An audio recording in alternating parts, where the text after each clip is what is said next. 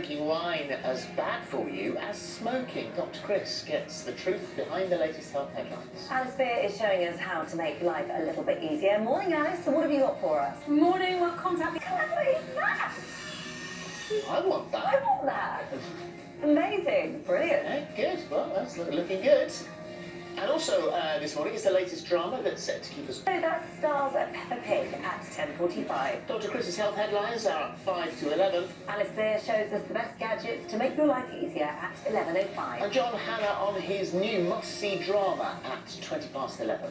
And just a word about our phone-in today. First, it was conscious uncoupling, but now Gwyneth Paltrow has coined many of us taming children's unruly hair is a daily ritual. But what if your little one's locks can't be tamed? Well, that's exactly what our next guests know all about. As 7-year-old Wynter suffers from a condition called uncombable hair syndrome. It's thought to affect just 100 people in the world. Well, she joins us today alongside her mum, Charlotte, and welcome to both of you. It's so lovely to have you here. Wynter, thank you for coming along as well. So, Charlotte, to begin with, when she was first born, what sort of hair did Wynter have as a baby? She had a full head of jet black hair. Really? Yeah. So it changed quite frequently, didn't it? From colour to texture. Just explain what happened It there. started to fall out after a few months, didn't it? And it sort of came through blonde and sort of sprouted quite white blonde hair, super straight blonde hair actually. And then went on to sort of come out with a bit of a wave eventually. It was sort of changing. So at 9 months old, the dark hair started to go, and then when Winter got to 2, it went super straight, which is, I mean, for you must have been wondering, you know, where it was going to end up. Yeah, no, definitely, because our sisters have got blonde hair, so we were kind of, when she came out with black hair, we were a little bit shocked actually. So yeah, when it started going blonde, I did think, where's this going? Well, by 3, it was uncontrollable. Pretty much, yeah. So in what way uncontrollable? Is it difficult to brush? Is it? It's very difficult to brush. It's sore to brush. It's quite matted. That's the only way I can describe it. Because it's longer now, it's you can hide it a little bit more, can't we? But underneath it's very wiry, very sort of matted together, isn't it? And when you say it's sore to brush, Wynter, does it hurt when you try and get a hairbrush to your hair? Yeah. Does it? And does it feel like it's pulling a bit when your mum brushes it? Yeah. So how do you look after it, I guess? Because hair has to be brushed, I guess, when you go to school. Hair has to be tied back. I know you're a dancer, so, you know, for dance events, hair normally has to be quite neatly tied away. So how do you deal with these things? We struggle, don't we? We've tried absolutely everything, every product you can think of, and the only thing that seems to help a little bit is oil. Any sort of oil seems to give it a bit of tameness to it, but it still ends up going really crazy. Well, you worry about what other people think. I did, yeah, when she was little, because I used to think they we really weren't taking very much care of her, Right. her hair, because she looked so messy, didn't you? I like look it. beautiful. I think I it really looks great. do. I But think you it's own it. incredible. You're going to love that lift route when you're older. Let me tell you. We worked very hard to try and put that in our hair when we're So you nowadays. self-diagnosed?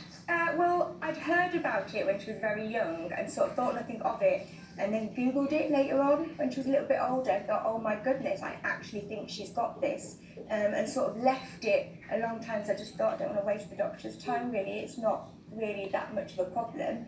And I just took her along to a doctor's appointment that I was having myself at the time and just sort of asked while we were there. Have the doctor heard of it?